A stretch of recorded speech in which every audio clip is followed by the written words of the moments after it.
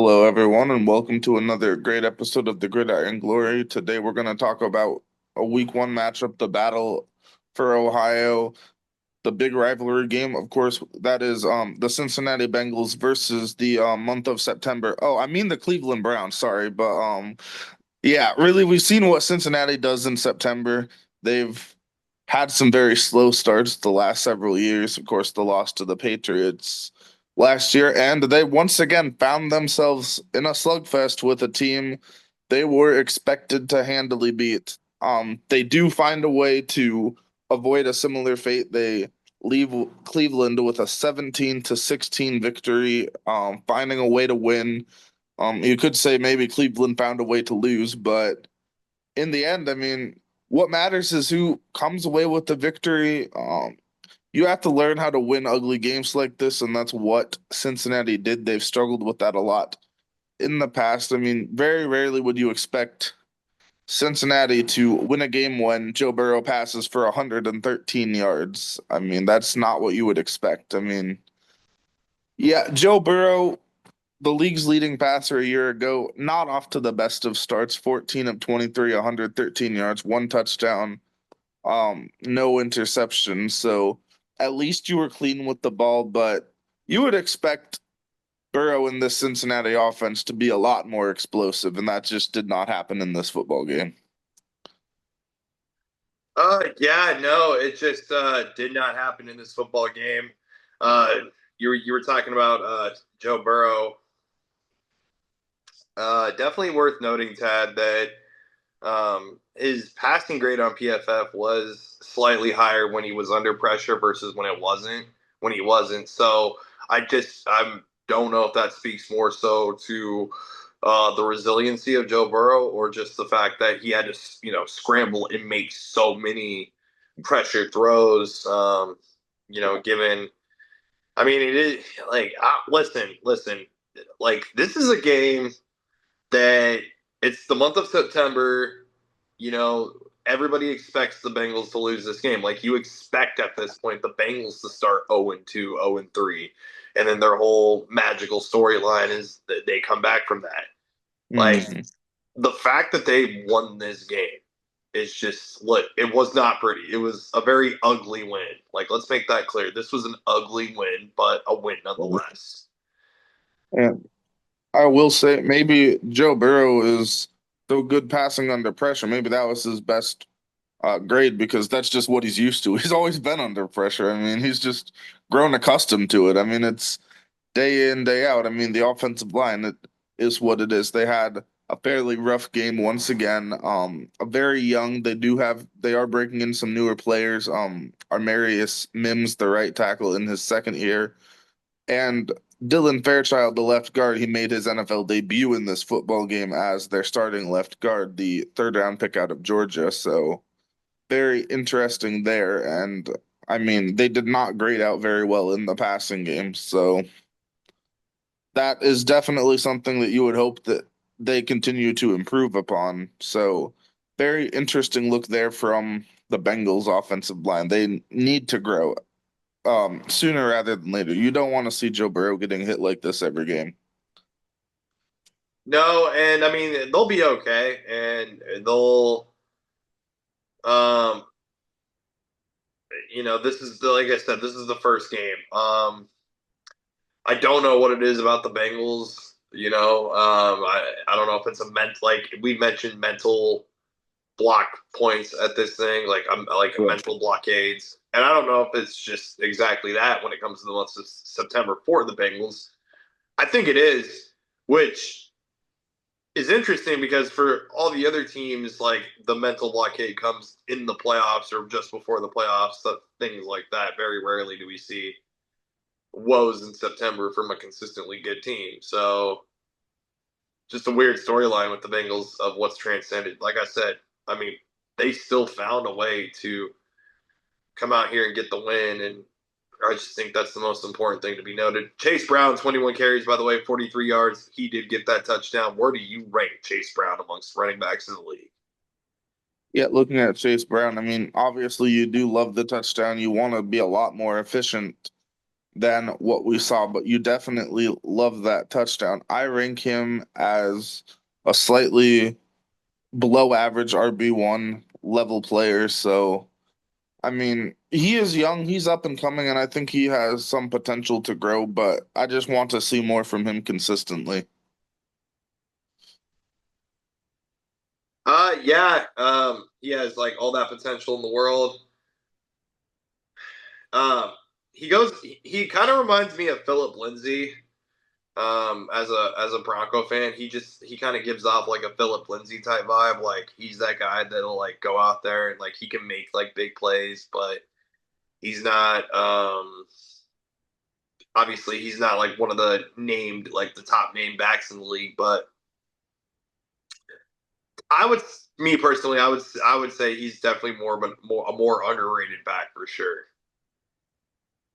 Definitely a fair take. The Cincinnati receiving room, I mean, obviously with we saw the stats for Joe Burrow, so obviously not a lot of volume in the receiver room, but if you can hold T. Higgins and Jamar Chase to a combined 5 catches for 59 yards, then I mean, you're not gonna Cincinnati, they're not gonna win a lot of games when T. Higgins and Jamar Chase have stats like that. So very surprising to see the receiving game not being as effective as we're used to with this football team.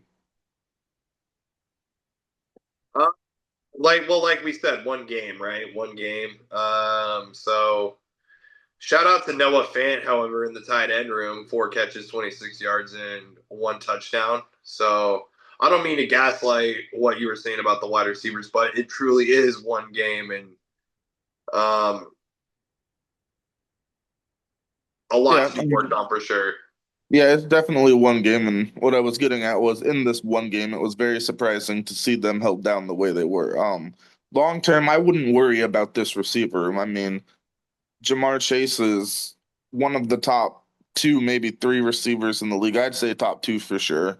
And T. Higgins is arguably a top 3 to 4 wide receiver two in the league, arguably. I mean, this is Yeah. a very good unit. What did you think about the Noah Fant touchdown, Tad? What was going through your mind when he caught the touchdown? I'll say personally, I vividly remember him catching the touchdown and thinking, wow, I wonder where Tad ranks him amongst some Iowa tight ends in the league. I mean, it's nice to see him get an opportunity to shine in a more pass-heavy offense. I mean, Seattle didn't feature him very much, and I mean, he kind of had a groove at times with Denver, but he never really broke out the way anyone was hoping for. And I just hope that here he gets a good opportunity. Obviously, it'll be him, some Gasecki, some. They've got a solid tight end room, but I think Noah Fant, if given an opportunity, I think he can quickly move up the rankings. Yeah, this certainly helps. With the fact that he goes out there and gets that touchdown. So big fan of Noah Fant. Definitely big fans of Noah Fant here. Looking at the Cincinnati defense, they were really what kept things rolling. They kept Cincinnati afloat as the offense really slogged through the second half. I mean, you got guys like Logan Wilson. He had a huge game. You love to see that from one of your leaders there in the linebacker room. Um, Definitely a good play there. Obviously, Trey Hendrickson, we know what he is, gets back after the contract issues and stuff. He comes with 3 tackles, gets a sack. So you definitely love to see that. I thought Shermar Stewart had a very solid NFL debut there, the first round pick out of the University of Texas A&M University.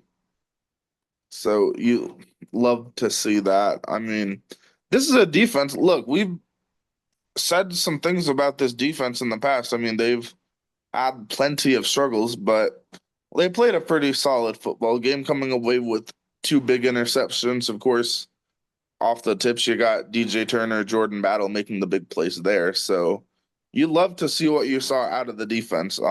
Anyone stand out in particular to you?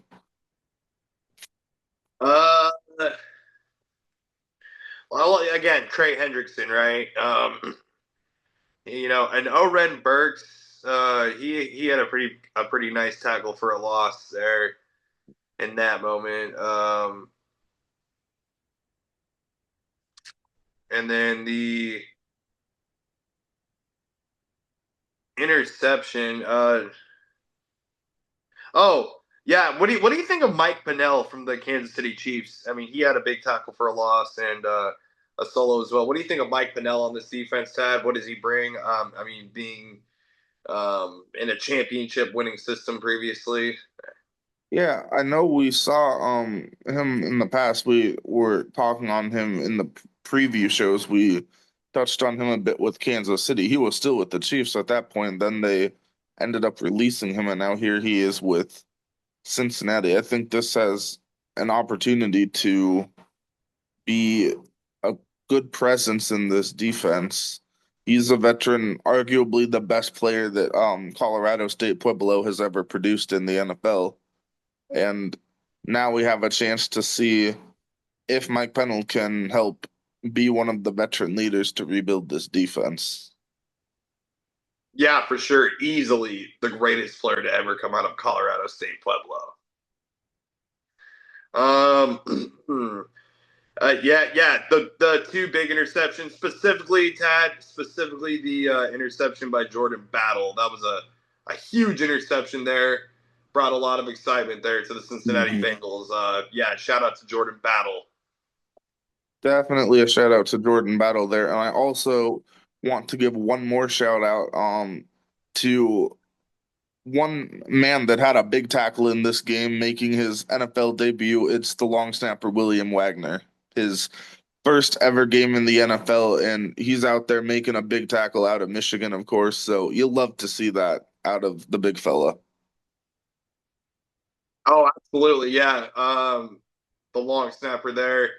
Um, definitely need him to go out there and play that role. Absolutely major part of the team. So, Mhm. um, Looking at Cleveland, they had a bit of a resilient effort here. I mean, they bogged down the game. They made things very difficult on the Bengals. I mean, you could say like maybe the Bengals made things difficult on themselves, but the Browns definitely had something to do with that. A very interesting game for Joe Flacco ends up with not the best stat line, unfortunately. He was the victim of a couple tipped passes being picked off. 31 of 45, 290 yards, one touchdown, and then, like I said, those two interceptions. That's the real unfortunate part for him. But I thought the elite seasoned veteran looked fairly interesting. I mean, he certainly had a lot of opportunities to pass, so he did what he could there, and it's where do you rank Joe Flacco in the NFL? amongst starting quarterbacks in the league, Yeah. I probably would have him based on preseason intel, like 25 to 32 range. But he's definitely he'll get better. As I mean, he as the season goes on, it's just really nice to still see him playing football more than anything else, Tad.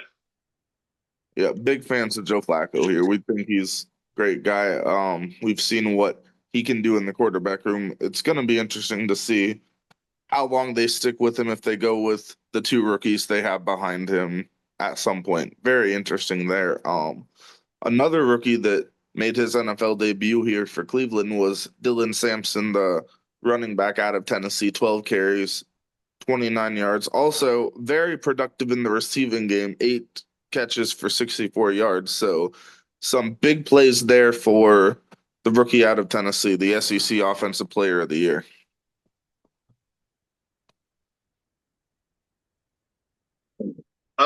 Yeah, yeah, absolutely. Um, Real quick, I want to ask you, where do you rank Miles Garrett amongst defensive players in the league, and just all game long was wrecking havoc on Joe Burrow. I Like, mean, yeah, I'm convinced that I'm sorry, that Sunday night Joe Burrow was having nightmares of Miles Garrett. yeah. As I was getting at, Miles Garrett, he's obviously a premier defensive player in the league. You could make a case for him as the best defensive lineman in the league. You could make a case for him as one of the best defensive players overall in the league.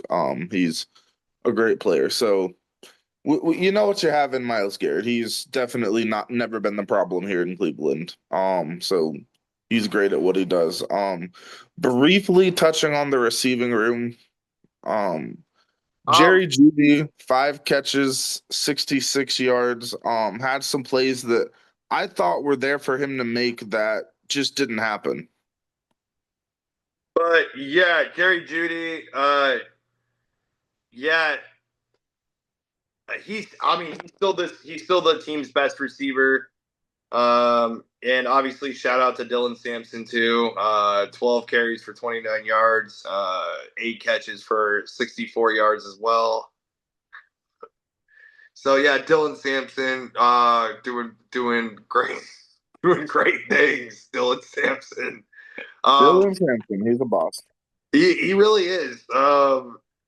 But yeah, it's just I when I'm thinking about the Cleveland Browns and just what they were doing, just um, Dylan Sampson's certainly a big part of it for sure. And I mean, Jerome Ford. Listen, Jerome Ford. I know he only had 6 carries for 8 yards, but uh, he's certainly going to be a running back that's going to provide some explosiveness from time to time on this Browns offense as well. But Jerry Jeudy, I might have liked to have seen a bigger player or two out of him for sure. And same with the tight end David Njoku. Yeah, not a big game for Njoku. I mean, a very interesting put together game here. It was a nice touchdown by Cedric Tillman, probably one of the bigger plays of the game for the offense, at least. So you do like to see that. Now, looking at Cleveland on defense, I mean, they did what they could. They held Cincinnati to just a field goal in the second half. I thought Carson Swessinger had a fairly solid game here for the Browns, of course, making his NFL debut. So you love to see that. You love to see somebody that you're drafting going out playing a good game immediately, of course, out of UCLA, the second round draft pick. So Carson Swessinger had a nice game, and that's you like to see that. Obviously, we talked on Miles Garrett. We know what he is. He's very good. Anyone Yeah, else standing Miles out to you Garrett. on defense? Yeah, Miles Garrett had to me. I mean, just Miles Garrett.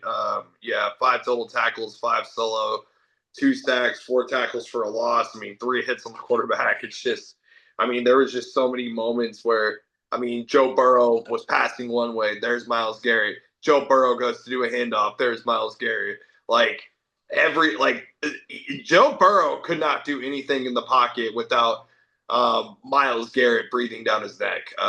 Just absolutely wrecking havoc. Um, I mean, and same with Devin Bush too. Seven total tackles, 4 solo tackle for a loss. I think Devin Bush played a good game as well on this defense. He did. Definitely he did. Honestly, for Cleveland, the real unfortunate part of the story was they missed the field goal at the end of the game, miss an extra point. You want to see better from your kicking game there. Andre Smith there, he had a rough game. He did make his first NFL field goal, but you want to see him finish the game. I mean, give Cleveland the chance to win. So that's unfortunate Yeah. there, and I hope for him So that he can bounce back. The Battlehawks legend. so unfortunately he is 0 for 1 on legacy kicks to start the year. So I'm sure he'll bounce back at some point this season and redeem himself with a game-winning legacy kick. Just you're right. You got to Mhm. make those legacy kicks, and he unfortunately did not make that one. No. So definitely tough there. You don't love to see that. So yeah, looking at I mean, you hate to this see it. You hate to see it. Actually, I mean, Browns fans hated to see it. yes. Browns, they hate to see that. So the Bengals, they come away with the 1 point victory, and they will have their home opener next week against Jacksonville there in the noon slot. And for the Cleveland Browns, after that tough loss, it doesn't get any easier. You're going to go out to Baltimore to take on the Ravens, also in the noon slot. Um, so very interesting matchup there. You never know how these rivalry games in the AFC North are going to go. I mean, you'd expect the Ravens to kind of run away with it based on the makeup of the two teams, but with with this division, you just never know. So anything can happen. It is the AFC North. I would definitely still say the most tough division in the AFC. So, Yeah. um, yeah. Uh, but nonetheless, Joe Burrow coming out with the September win. He'll take it. I mean, Bengals fans will take this, as ugly as it was for them, as they'll Mhm. say. I mean, the name of the game is getting out with a win. That's what you got to do. So thank you all for watching the Gridiron Glory with Will and Tad. Please continue to like, subscribe, comment, and follow our content. Thank you all for watching.